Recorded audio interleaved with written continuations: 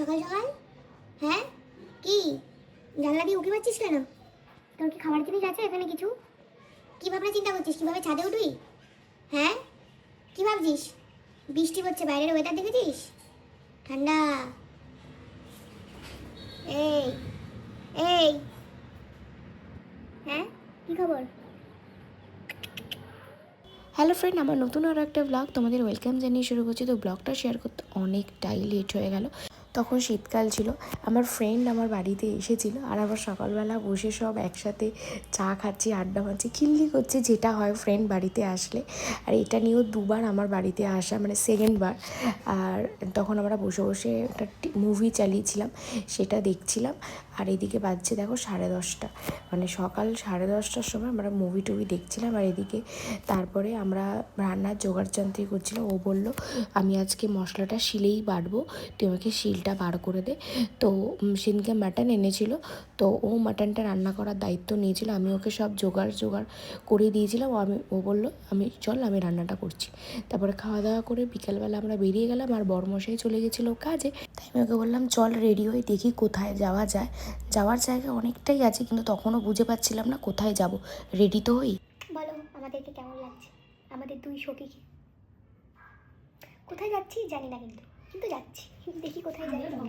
তারপর রেডি হয়ে যেটা থাকে ঢংচং করতে করতে বেরোলাম। তখন মোটামুটি একদম সন্ধে, আর তখন শীতকালের সন্ধে মানে তো বুঝতেই পারছো কীরকম রাত ব্যাপার হয়ে যায়।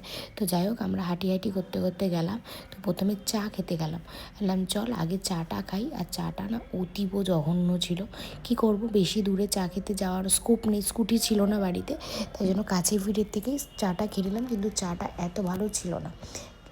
খেয়ে তো নিলাম, তারপরে চলে গেলাম। ওকে বললাম চল আমাদের বারাসাতের বড় মাকে তোকে দেখাই। তারপরে ওকে দেখাতে নিয়ে গেলাম বারাসাতের বড় মা, কারণ ও বারাসাতের বড় মা কখনো দেখেনি। তাই দেখি আমরা চলে গেলাম বারাসাত উৎসবে। তখন বারাসাত উৎসব চলছিল, আর সেদিনকে কে এসেছিল তোমরা গেস করো, আমি বলছি।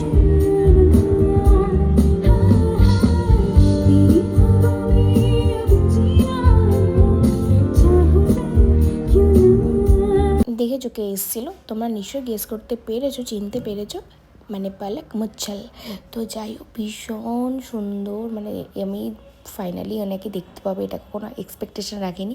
আমি হোর্ডিং দেখছিলাম, কিন্তু যাবো যে সেদিন আমরা সত্যি সেটা ভাবিনি। তো যাই হোক আমরা কিন্তু খুব আনন্দ করেছি। দেখো ফাইনালি বসার জায়গা পেয়েছিলাম, অনেকক্ষণ দাঁড়িয়ে থেকে আমরা ফাইনালি বসার সিট পেয়েছিলাম। দেখো রীতিমতো আমরা নাচানাচি করেছি, ফুল টু মস্তি করেছি, যতটা আনন্দ করা যায় একসাথে দুটো বান্ধবী হলে যেটা হয় ঠিক ততটাই আমরা মজা করেছিলাম। মানে অনেক দিন বাদে এরকম মজা করেছিলাম, বেশ ভালো লাগছিল।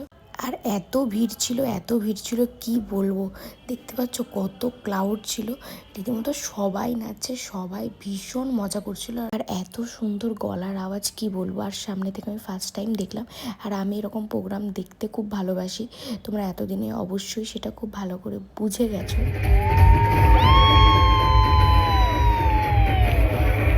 দেখো আমার বান্ধবীর অবস্থা দেখো, কাকিমাদের সাথে চিনে না জানে না, সেই কাকিমাদের সাথে কি নাচ।